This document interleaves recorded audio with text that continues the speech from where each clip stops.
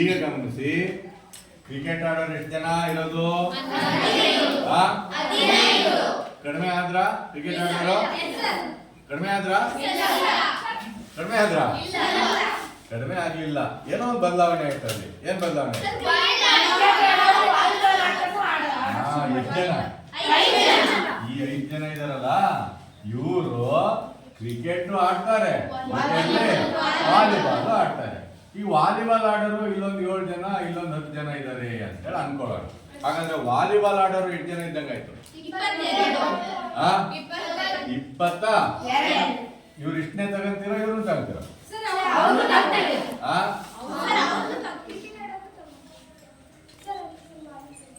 ಈ 5 ಜನ ತಗೋಬೇಕೋ ಬೇಡವಾ? ಯಾರಿವರು? ವಾಲಿಬಾಲ್ ಆಡೋರು. ಬಟ್ ಎಲ್ಲ ನೋಡಿ, ಇಲ್ಲಿ 22 ಅಂತ ಹೇಳಿದ್ರೆ, ಇಲ್ಲಿ ಎಷ್ಟು ಹೇಳಿದ್ರಿ? 15 ಹೇಳಿದ್ರಿ. ಒಟ್ಟು 37 ಆಗ್ಬೇಕಲ್ಲ.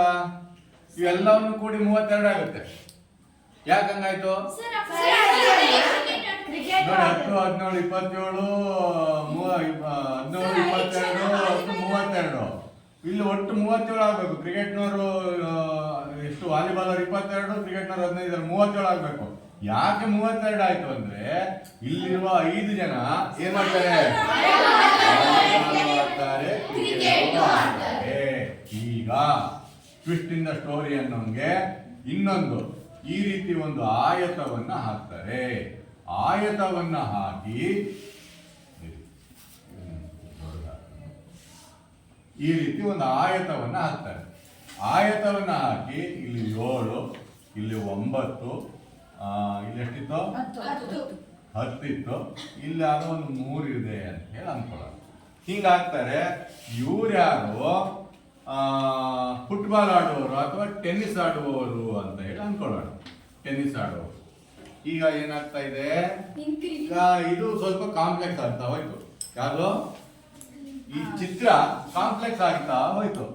ಏನಾಯ್ತು ನೋಡಿ ಈಗ. ಹಾಗಾದ್ರೆ ಈ 5 ಜನ ಇದಾರಲ್ಲ, ಇವ್ರು ಯಾರು? ಈಗ ವಾಲಿಬಾಲ್ ಆಡ್ತಾರೆ, ಆಡ್ತಾರೆ. ಹಂಗಂದ್ರೆ ಈ 5 3 ಆಕೃತಿಗಳು ಸಂಧಿಸುವ ಜಾಗದಲ್ಲಿ ಇದೆ. ಅಲ್ಲಿ ನೋಡಿ, ಈ 5 ಗಮನಿಸಿ, ಈ 5ರಲ್ಲಿ ಕ್ರಿಕೆಟ್ ಆಡೋರು ಇದ್ದಾರೆ, ಸರಿನಾ? ಆಮೇಲೆ ವಾಲಿಬಾಲ್ ಆಡೋರು ಕೂಡ ಈ 5 ಜನ ಕ್ರಿಕೆಟ್ನು ಆಡ್ತಾರೆ, ವಾಲಿಬಾಲ್ನು ಆಡ್ತಾರೆ. ಆಮೇಲೆ ಇನ್ನೊಂದು ಯಾವುದು? ಟೆನ್ನಿಸ್ ಅನ್ನು ಕೂಡ ಆಡ್ತಾರೆ. ಇಷ್ಟು ನಿಮಗೆ ಬೇಸಿಕ್ ಆಗಿ ಗೊತ್ತಾಗಿರ್ಬೇಕಾಗಿರೋ ವಿಷಯ. ಇದರಲ್ಲಿ ಇನ್ನೂ ಬೇರೆ ಬೇರೆ ಇದೆ. ಏನ್ ಬೇರೆ ಬೇರೆ ಇದೆ? ಇಲ್ಲಿ ಗಮನಿಸಿ, ಈ 8 ಇದೆಯಲ್ಲ, ಈ 8 ಇವ್ರು ಯಾರು ಹೇಳಿ? ಕ್ರಿಕೆಟ್ನು ಆಡ್ತಾರೆ, ಆದರೆ ಆಡಲ್ಲ. ಕ್ಲಿಯರಾ? ಈಗ ಈ 7 ಇದಾರಲ್ಲ, ಇವ್ರೇನ್ ಹೇಳಿ?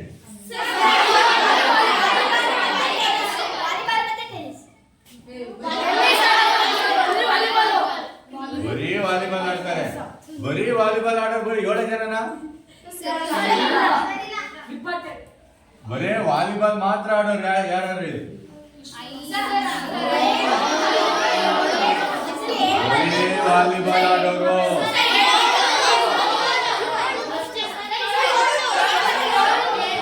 ಬರೀ ವಾಲಿಬಾಲ್ ಆಡೋರು ನೋಡಿ. ಇದು ವಾಲಿಬಾಲ್ ಆಡೋದು ತಾನೆ ತ್ರಿಭುಜ. ಅದರಲ್ಲಿ ಯಾವ್ದ್ರ ಜೊತೆಲೂ ಲಿಂಕ್ ಆಗದೆ ಇರುವಂತ ಪ್ರದೇಶ ಯಾವ್ದಿದೆ?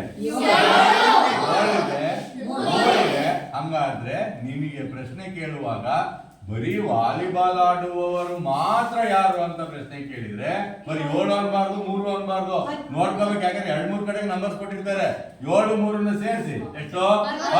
ಯಾರು? ವಾಲಿಬಾಲ್ ಮಾತ್ರ ಆಡೋರು, ಸರಿನಾ? ಹಾಗಾದ್ರೆ ಟೆನ್ನಿಸ್ ಮಾತ್ರ ಆಡೋರು ಹೇಳಕ್ಕಾಗತ್ತಾ?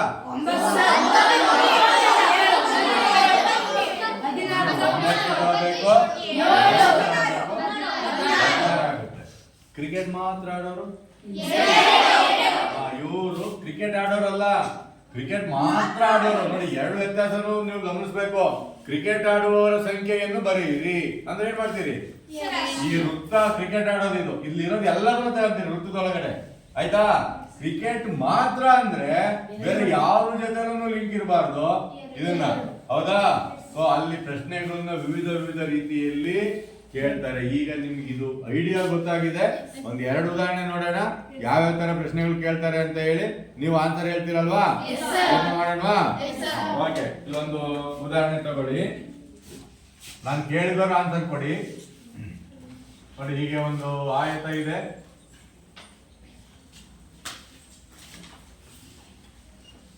ತ್ರಿಭುಜ ಇದೆ.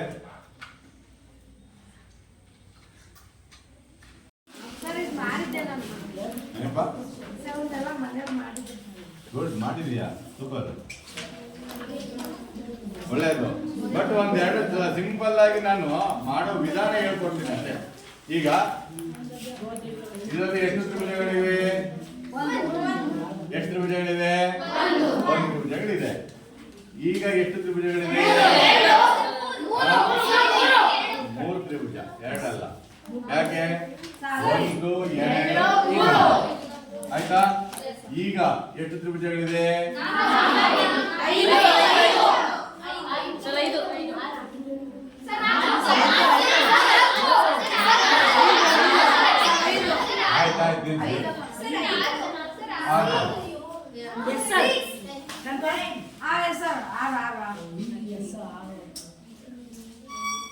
ಈಗ ಎಷ್ಟು ತ್ರಿಭುಜಗಳಿದೆ?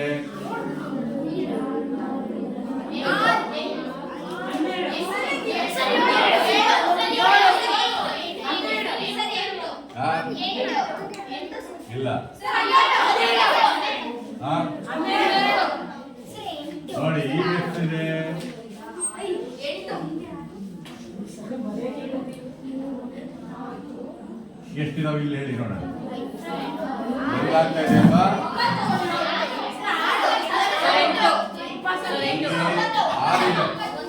ಇಲ್ಲಿ 6 ಇದೆ. ಇಲ್ಲಿ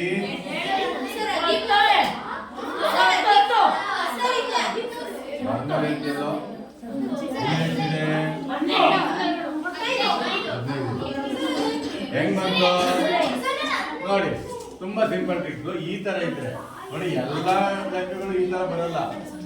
ಮಯೂರ, ಇಲ್ಲಿ ನೋಡ, ಇಲ್ಲಿ 1 2 3 ಇದೆ ಅಲ್ವಾ? 1 + 2 + 3 6. ಎಷ್ಟು ತ್ರಿಭುಜ ಇದೆ? 3 ಭಾಗ ಮಾಡಿದೆ ಅಲ್ಲ? 1 ಭಾಗ 2 ಭಾಗ 3 ಭಾಗ.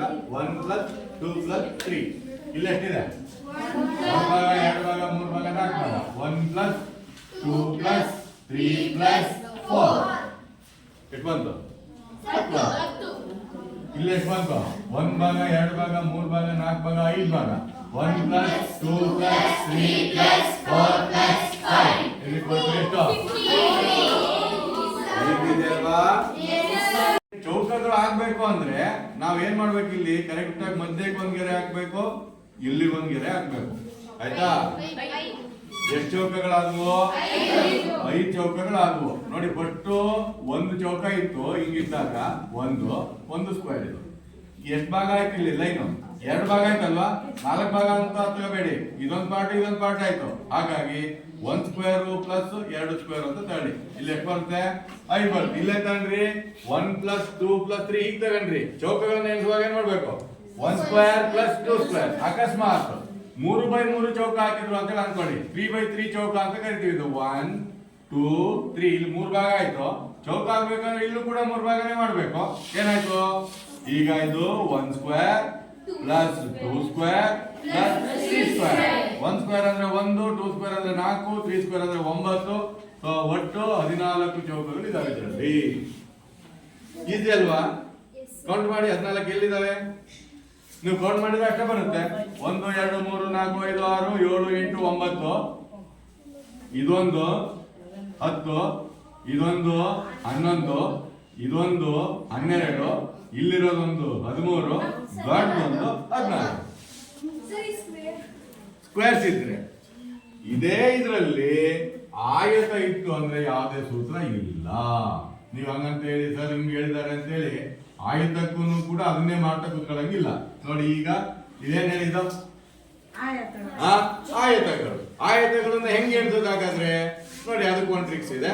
ಈಗ ನಾವು ಈ ಮೆಥಡ್ಗಳು ಯಾವುದು ಕೂಡ ಅಲ್ಲಿ ಇಲ್ಲ. ನಿಮಗೆ ಆಯತಗಳನ್ನ ಎಣಿಸುವಾಗ ಯಾವುದೇ ಸೂತ್ರ ಇಲ್ಲ ಲಾಸ್ಟ್ ಅಲ್ಲಿರೋರು.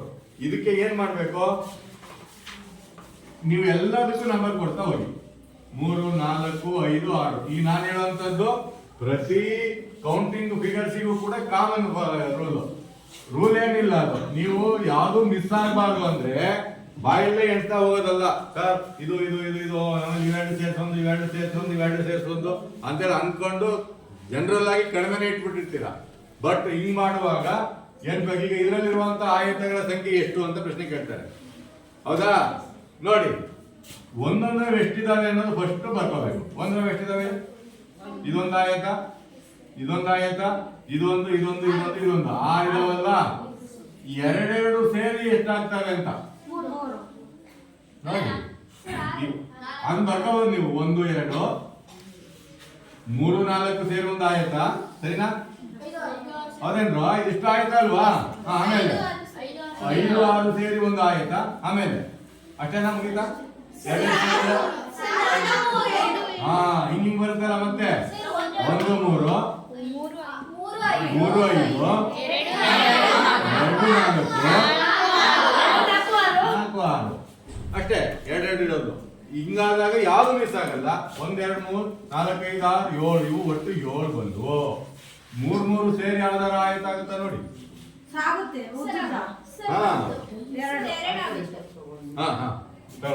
ನೋಡಿ 3, 3 ಸೇರಿ 1, 3, 5, 2, 4, 6 ಇವೆಷ್ಟಾದ್ವು? 2. ಈಗ 4, 4 ಸೇರಿ ಆಗುವಂತದ್ದು ಯಾವ್ದಿದೆ ನೋಡಿ. 1, 2, 3, 4, 1, 2, 3, 4, ಆಮೇಲೆ 4, 5, 6 ಎಷ್ಟಾಯ್ತು? 2. ಈಗ 5, 5 ಸೇರಿ ಆಗುವಂತದ್ದು ಯಾವ್ದಾರ ಇದೆಯಾ? ಇರಲ್ಲ, ಚಾನ್ಸ್ ಇಲ್ಲ. ಹೇಳಪ್ಪ, ಯಾವ್ದು ಇಲ್ಲ. ಯಾವ್ದು ಇಲ್ಲ ಅಂತ ಅಂದ್ರೆ ಇದ್ರದ್ದಿಲ್ಲ. ಆಡಕ್ ಹೋಗಿ ಎಲ್ಲ ಸೇರಿ 1, 2, 3, 4, 5, 6 ಇದೆಲ್ಲ ಸೇರಿ 1 ಬಂತು. ಹಾಗಾಗಿ 1, 2, 2, 6, 7 ಅಂತ ಅಂದ್ರೆ ಒಟ್ಟು ಇಲ್ಲೊಂದು 6 ಇದೆಯಲ್ಲ 18. ಒಟ್ಟು ಆಯತಗಳು ನೋಡೋದಕ್ಕೆ ಏನಿಲ್ಲ ಅನ್ಸುತ್ತೆ. ಎಷ್ಟು ಆಯತಗಳಿದಾವೆ? 18 ಆಯತಗಳಿದಾವೆ. ಏನಾಗಿದೆ ಇದು? ಕರೆಕ್ಟ್ ಆಗಿ ಕಲ್ತ್ಕೊಂಡ್ರೆ 4ಕ್ಕೆ 4 ಮಾರ್ಕ್ ತಗೋಬಹುದು. ಸ್ವಲ್ಪ ಕನ್ಫ್ಯೂಸ್ ಮಾಡ್ಕೊಂಡ್ರಿ ಅಂತ ಅಂದ್ರೆ ಬರಲ್ಲ, ಏನು ಮಾರ್ಕ್ಸ್ ಬರಲ್ಲ. ಈಗ ಅಬ್ಸರ್ವ್ ಮಾಡಿ, ಆಮೇಲೆ ಬೇಕ್ರಿ ಬರ್ಕೊಂಡ್ರಂತೆ. ಆಯ್ತಾ? ಬರ್ಕೊಂಡಾಯ್ತಾ? ನೋಡಿ, ಇಲ್ಲಿ ಇದಕ್ಕೆ ಸಂಬಂಧಪಟ್ಟಂಗೆ ಒಂದು 3-4 ಪ್ರಶ್ನೆಗಳನ್ನ ಕೊಟ್ಟಿರ್ತಾರೆ. ಏನು? J23D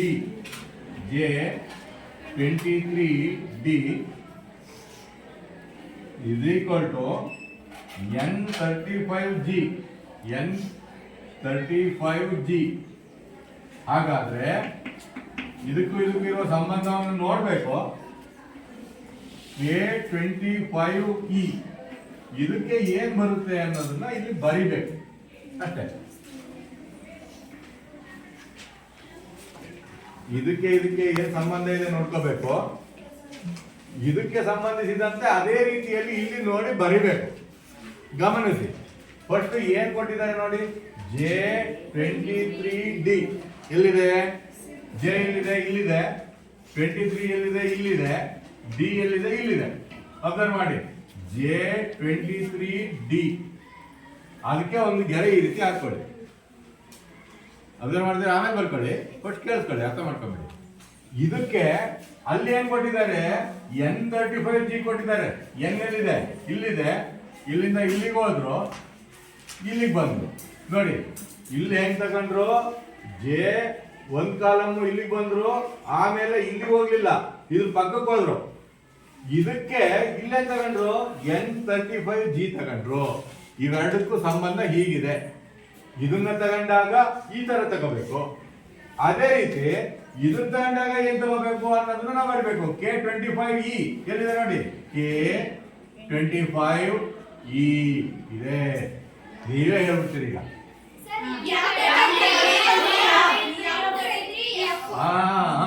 M33 ಇಲ್ಲಿ ಹೆಂಗಿದೆಯೋ ಇಲ್ಲೂ ಹಂಗೆ ಬಂತು, ಇಲ್ಲಿ ಹೆಂಗಿದೆಯೋ ಇಲ್ಲೂ ಹಂಗೆ ಇದೆ. ಅರ್ಥ ಆಯ್ತಾ? ಆಯ್ತು. ಇನ್ನೊಂದು ಲೆಕ್ಕ ಕೊಟ್ರೆ ಮಾಡ್ತೀರಾ ನೀವೇ? ಬಟ್ ಎಲ್ಲವೂ ಇಷ್ಟೇ ಸುಲಭ ಇರಲ್ಲ, ಬೇರೆ ಬೇರೆ ರೀತಿ ಇರುತ್ತೆ. 27ನೇದು ನೋಡಿ, 27th ಒನ್ ಪ್ರಯತ್ನ ಮಾಡಿ ನೀವೇ. ಇದು ನೋಡಿ 3 ಲೆಕ್ಕ ಕೇಳಿದ್ದಾರೆ ಇದ್ರ ಮೇಲೆ. B7M H15F ಆಗಿದ್ರೆ ಆದ್ರೆ ಯಾವುದಕ್ಕೆ ಇದು ಸ್ವಲ್ಪ ಬರಪ್ಪ, ಯಾವುದಕ್ಕೆ G13E ಆಗುತ್ತೆ, G13E ಆಗುತ್ತೆ. ನೀವು ನೋಡಿ ಈ ತರ ಇದ್ದಾಗ ನಿಮಗೆ ಕನ್ಫ್ಯೂಸ್ ಆಯ್ತು ಅಂದ್ರೆ ಸ್ವಲ್ಪ ಅಬ್ಸರ್ವ್ ಮಾಡಿ.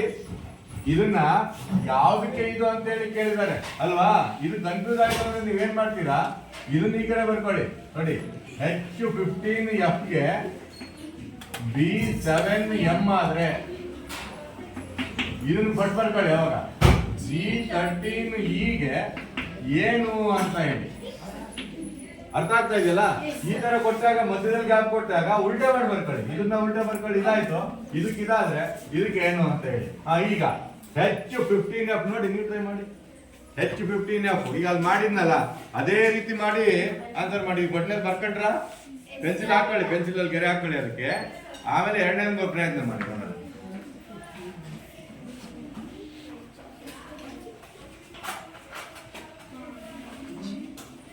H15F ಬೇರೆ ಕಲರ್ ಅಲ್ಲಿ ಹಾಕೋಣ. ನೀವು ಮಾಡಿದ್ರೆ ಬೇಗ ತೊಂದರೆ ಇಲ್ಲ, ಇಲ್ಲ ನಾನು ಹೇಳ್ತೀನಿ. H15F ಎಲ್ಲಿದೆ ನೋಡ್ಕೊಳ್ಳಿ. H15F ಹಿಂಗಿದೆ. ಅದಕ್ಕೆ ಏನ್ ತಗೊಂಡ್ರು? B7M ತಗೊಂಡ್ರು. B7M ಎಲ್ಲಿದೆ? ನೋಡಿದ್ರ ಅಲ್ಲಿದ್ದಂಗಿಲ್ಲ, ಇಲ್ಲಿ ಹಿಂಗೋಯ್ತು, ಇಲ್ಲಿಂದ ಬಂದು ಹಿಂಗೋಯ್ತು. ನಿಂಗೆ ಗೊತ್ತಾಗುತ್ತೆ ಬಿಡ. ನೋಡಿ ಹಿಂಗಿದ್ದಾಗ ಹಿಂಗಾಯ್ತು. ಇನ್ನ ನೆಕ್ಸ್ಟ್ ಏನ್ ಕೇಳಿದ್ದಾರೆ? G13E ನೋಡಿ, G13E ಅದು ಪಕ್ಕದಲ್ಲೇ ಕೊಟ್ಬಿಟ್ಟಿದ್ದಾರೆ. ಆಯ್ತಾ? ಈಗ ಏನ್ ಮಾಡ್ಬೇಕು? ಅಷ್ಟೇ, ಇದ್ರ ಪಕ್ಕಕ್ಕೆ ಇದು ಬಂತು ಅಂದ್ರೆ ಇದ್ರ ಪಕ್ಕಕ್ಕೆ ಇದು ಬರ್ಬೇಕಲ್ಲ. Very good. C9 ಇದೇನ್ ಹೇಳಿದ್ರು ಹೋಗ್ಲಿ. C9N ಮಾಡ್ಬೋದಾ? ಇದಿದೆ ಅಲ್ವಾ?